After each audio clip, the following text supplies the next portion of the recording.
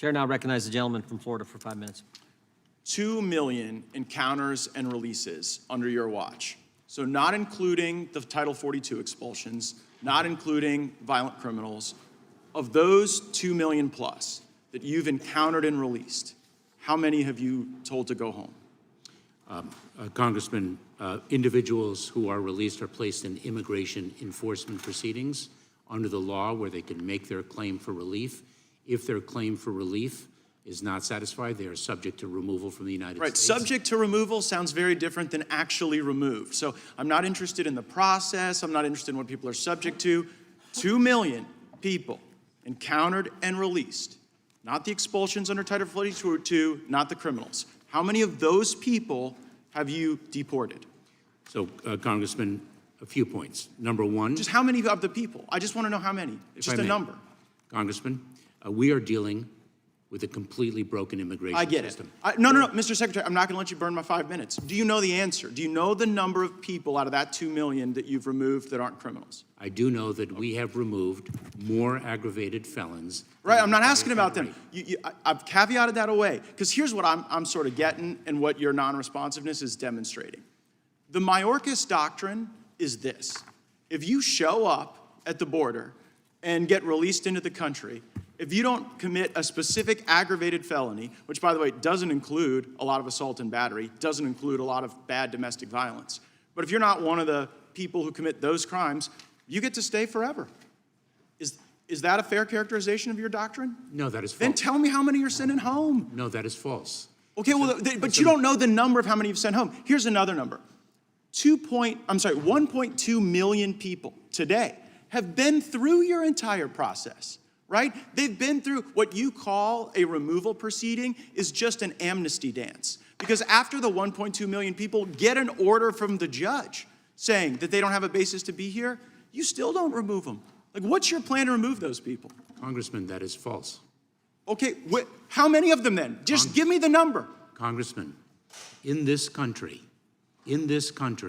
there are between 11 and 12 million. Right, but I'm asking about a subset that you won't send home. And the reason you're smirking about it and the reason you won't answer my question is because everybody gets the joke. And the sad thing is it's not just us here, it's the cartels who get the joke too. And so now what you've done to execute this Mayorkas doctrine where so long as you don't commit a crime, you get to stay here and burden our hospitals, burden our schools, burden our social services, burden our jails.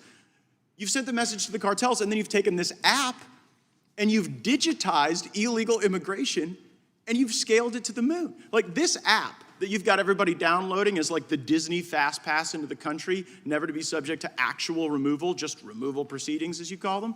That app doesn't do any search of their criminal history in their home country, does it? Congressman, I disagree with everything you have said. Well, I'm sure, but just answer the question. Does the app that you are out there promoting do any search of people's criminal history in their home country? Congressman, Customs and Border Protection screens and vets individuals whom they encounter. Your thoroughly. app, it either has the functionality to test their criminal history in their home country or it doesn't. By the way, if it did, you'd have already told me. It doesn't. And then the other epic failure of this that's empowered the cartels is that in these processing centers you've set up in other countries to just wave them all in at a rapid pace, you've had to shut them down in Nuevo Laredo because the cartels were standing outside extorting people. Isn't that right? Congressman, that is false. Oh, really? So why did you shut down that facility in Nuevo Laredo? Congressman, the point of safe, orderly, and lawful pathways is to reduce the number of encounters at our southwest border. But wait a second, you've just shifted those encounters because right now, for the first time in modern history, more people are showing up at the ports of entry than running through some bush in Yuma, Arizona. And the reason they're showing up at the ports of entry is because you've got the turnstile open, where so long as they've gone and downloaded this app, you just let them in. I got one final question for you, and it's an important one. Is Mexico an ally in this fight against illegal immigration? Yes, it is. So, I mean, it's hilarious and somewhat troubling that you say that because, like, I'm looking at the El Chapo trial where President Nieto took a $100 million bribe from the Sinaloa cartel. Do you think that the subsequent presidents following Nieto weren't offered a bribe by the cartel or didn't take the bribe? Congressman, I disagree with everything you have said. Right, but you can disagree all you want, but what you won't provide is any number.